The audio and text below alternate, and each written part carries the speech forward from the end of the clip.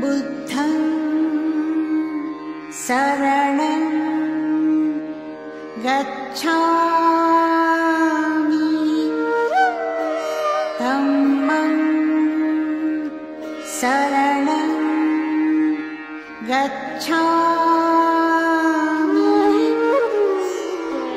संघं शरणं गच्छामि।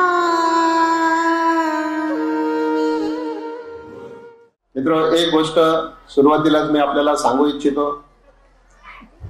या गोष्टीचा मला अभिमानही आहे, मला आनंद आहे की मी बाबासाहेब आंबेडकरांच्या विचारांचा पाईक आहे आणि हा जो कार्यक्रम आयोजित केलेला आहे हा भारतरत्न डॉक्टर बाबासाहेब आंबेडकर विचार मंचाच्या वतीने आयोजित केलेला आहे।